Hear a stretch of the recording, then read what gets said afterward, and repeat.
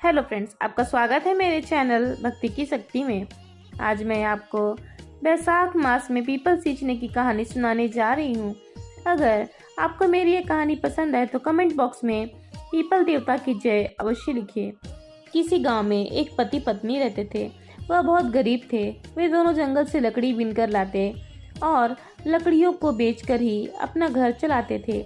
एक दिन की बात है, वह दोनों जंगल में लकड़ी बीनने जा रहे थे। पति आगे और पत्नी पीछे पीछे चल रही थी। तभी लकड़हारे की पत्नी ने देखा कि एक बड़ा सा पीपल का पेड़ है और उसके नीचे बहुत सारी औरतें बैठी हैं। यह देखकर लकड़हारे की पत्नी उस पीपल के वृक्ष के पास गई तो उसने देखा कि वह सब औरतें तो पूजा कर रही थीं और कहानी सुन रही थीं। तो लकड़हारे की पत्नी भी वहां बैठ गई और कथा सुनने लगी। जब कथा समाप्त हो गई तब उसने उन औरतों से पूछा कि बहनों, आप यह सब क्या कर रही हैं और इससे क्या फल मिलता है। तब उनमें से एक औरत बोली, बहन, यह बैसाख का महीना चल रहा है। इस महीने में पूरे माह सुबह जल्दी उठकर सूर्योदय से पहले स्नान किया जाता है और उसके बाद तुलसी, पीपल या खेजड़ी के वृक्ष की पूजा की जाती है। उनमें जल सींचा जाता है और भगवान विष्णु की कहानियाँ कथा कही और सुनी जाती है। और बैसाख की पूर्णिमा के दिन ब्राह्मणों को भोजन कराकर उन्हें यथासंभव दान दक्षिणा दी जाती है। लेकिन ध्यान रहे कि बैसाख मास में जब भी पीपल की पूजा करें तो रविवार के दिन पीपल की पूजा नहीं की जाती है। इस दिन आकड़े के पेड़ की पूजा करनी चाहिए। अगर बैसाख मास में मन से पूजा पाठ किया जाए, बैसाख स्नान किया जाए तो अन्न धन सुख समृद्धि मन वांछित फल की प्राप्ति होती है। लकड़हारे की पत्नी मन ही मन कहने लगी कि हे भगवान विष्णु, मेरे पास सच्ची श्रद्धा के अलावा और कुछ नहीं है जिससे मैं आपकी विधिवत पूजा कर सकूं।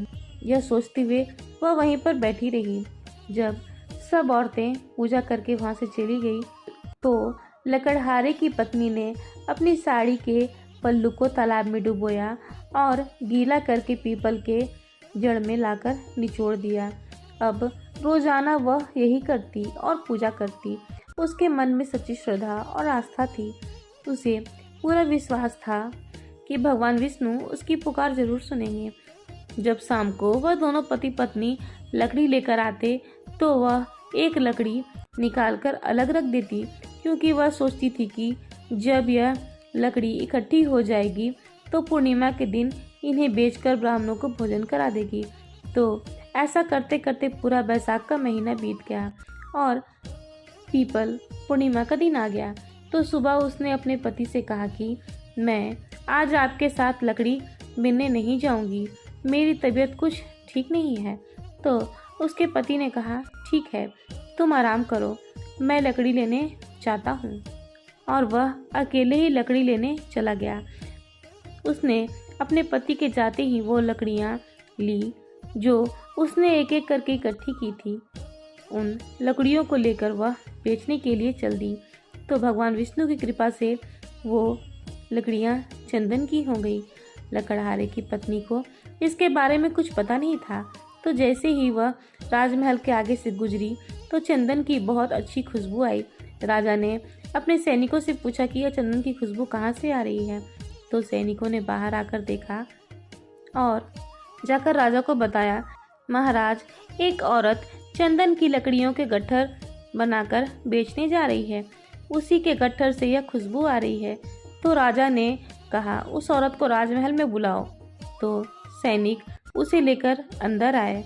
राजा ने कहा, मैं तुम्हारी लकड़ियाँ खरीदना चाहता हूँ, तुम बताओ यह लकड़ियाँ कितने में बेचूंगी। तब लकड़हारे की पत्नी ने गट्ठर नीचे रखा और कहा, महाराज, आप जितना चाहे दे दे, मुझे तो सिर्फ 5 ब्राह्मणों को भोजन करवाना है और उन्हें दान दक्षिणा देनी है। अगर आप मुझे इतना दे दे तो आपकी अति कृपा होगी। तो राजा ने ब्राह्मणों को भोजन कराने, उन्हें दान दक्षिणा देने की सारी व्यवस्था कर दी। फिर लकड़हारे की पत्नी अपने घर चली गई। घर आकर उसने भोजन तैयार किया और ब्राह्मणों को बुलाकर उन्हें भोजन करवाया और दान दक्षिणा दी। ब्राह्मण बड़े खुशी से उसे आशीर्वाद देकर वहां से चले गए। उसकी सच्ची श्रद्धा और भक्ति भाव देखकर भगवान विष्णु बहुत प्रसन्न हुए और लकड़हारे के टूटे फूटे घर की जगह एक सुंदर महल बन गया।